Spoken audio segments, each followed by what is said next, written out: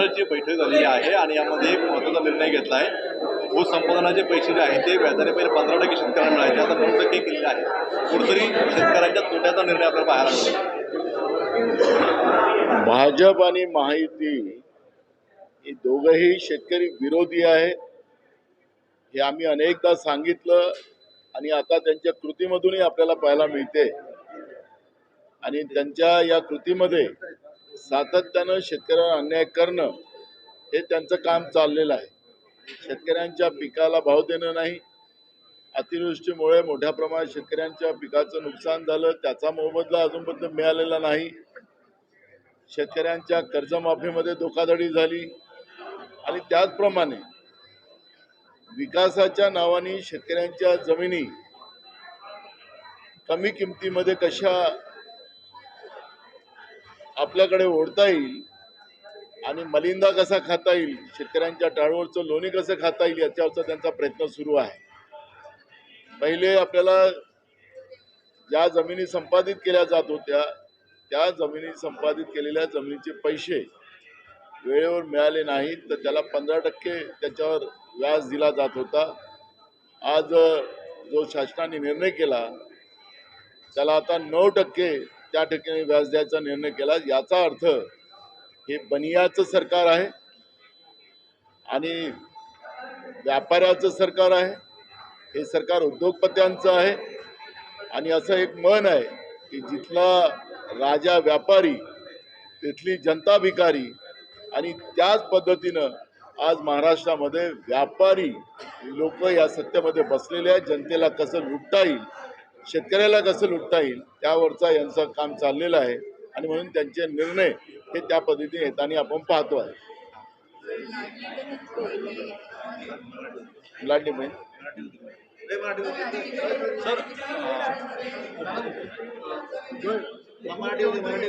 नाराजी वारंवार दिसते या सरकारने लाडली बहीण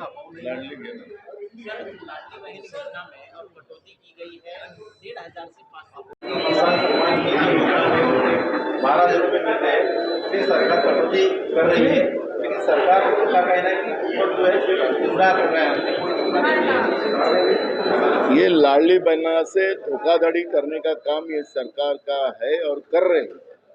और ये आक्षेप हमने शुरुआत में ही लिया था, तो भी ये सरकार ने चुनाव को नजर रखते हुए 1500 रुपये देने का वादा किया था, 1500 रुपये दिया। जो बहनों ने एप्लीकेशन किया था, जो फिर वो बांग्लादेश की हो, वो उत्तर प्रदेश की हो, बिहार की हो, जो लोग नियम में नहीं, जो बहना नियम में नहीं बैठी थी, वो सब बहनों को इन लोगों ने पैसे देने का वादा किया तो दिया। और उस समय इन लोगों ने चुनाव के सामने जाते समय कहा था कि 2100 रुपये हम देंगे हमारी सरकार आने के बाद। अब सरकार आई, बहुमत में सरकार आई और सरकार विधानसभा में और जब पब्लिक में जाती कि लोगों ने हमको बहुमत दिया, ये सब लाडली बहना से मिला।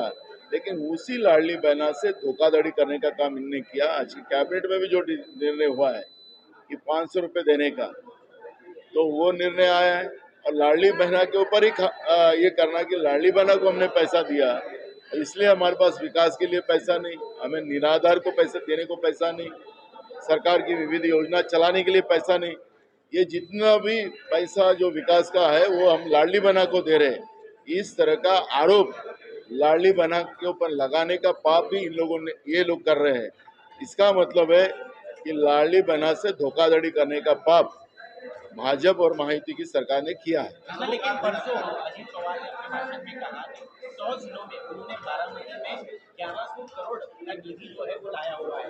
बल्कि एकनाथ शिंदे तो अमित शाह को मिलकर कहीं न कहीं शिकायत करते नजर आ रहे हैं, उनको फंड नहीं मिल रहे। देखो, ये 3 मुही सरकार है। ये सरकार राज्य की तिजोरी, जनता का पसीने का पैसा लूटने में लगी हुई है। कौन अपने हिस्से में ज्यादा पैसा लेके जा रहा है उसके ऊपर ये इनकी शर्त लगी हुई है, होड़ लगी है। और इसलिए अजीत पवार ने जो बात कही कि मैंने तो लेके गया, अब तुम्हारे पास क्या है तुम देखो। तो ये जो राज्य की तिजोरी को लूटने का काम ये सरकार ने शुरू किया है, उसका परिणाम है। और राज्य के उप मुख्यमंत्री और वित्त मंत्री अजीत पवार ने जो दावा किया है बिल्कुल उसी है कि मैं ज़्यादा लूट रहा हूँ तुमसे, ये बताने का काम वो कर रहा है। नाना रॉबर्ट वाड्रा को ईडी का समन भेजा गया 2008 का जो मामला है लैंड डील से जुड़ा हुआ। देखो, मैं एक आपको बताता हूँ कि बीजेपी कांग्रेस को घबराई हुई पार्टी है। जब जब भी कोई भी राज्यों में चुनाव आते हैं तो इसको नज़र रखकर इस तरह की नरेंद्र मोदी हो या अमित शाह जी हो, वह अपने लेवल पे ईडी की कार्रवाई करते हैं। कांग्रेस के शीर्ष नेता को डराने का पाप करते। कांग्रेस डरने वाली पार्टी नहीं है। जो पाप किया ही नहीं उसको डरने का कोई कारण नहीं होता। और कांग्रेस पूरी ताकत के साथ लड़ेंगी। और कांग्रेस का एक ही उद्देश्य है कि ये जो धार्मिक विवाद पैदा कर कर देश को तोड़ने का काम जो केंद्र की नरेंद्र मोदी की सरकार जो कर रही है, उससे देश को बचाना एक ही संकल्प कांग्रेस पार्टी का है और कांग्रेस पार्टी उस लाइन पे काम कर रही है। काल पंतप्रधान मोदी यांनी म्हटलं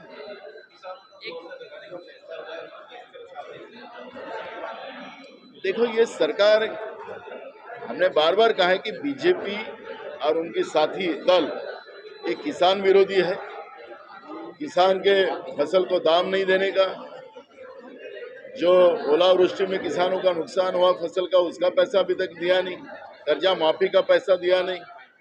अब जो जमीन संपादित की जाती है और उसको जब ब्याज देने का समय आता है तो 15% ब्याज देने का काम सरकार के माध्यम से किया जाता था। अब सरकार ने निर्णय लिया है कि 9% ब्याज देंगे। तो इसका मतलब है कि किसानों से धोखाधड़ी करना, ये महाराष्ट्र के बीजेपी और अलायंस की सरकार का काम चल रहा है।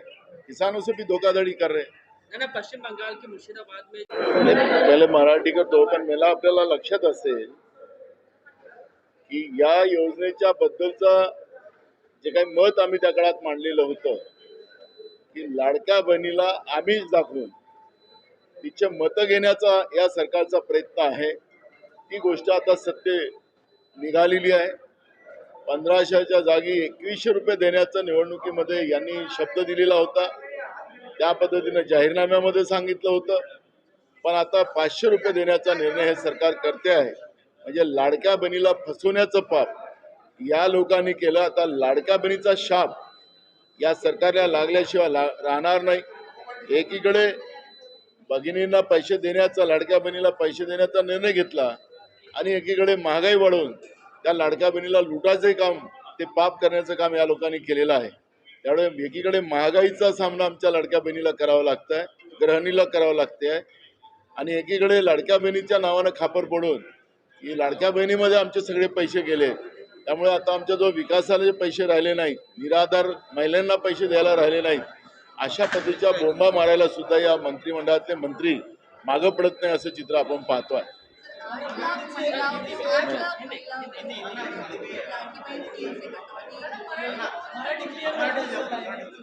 सर, शेतकऱ्यांचे पण कर्जमाफी संदर्भामध्ये सांगितलं होतं। 8 लाख महिला पटवणार आहे लाडकी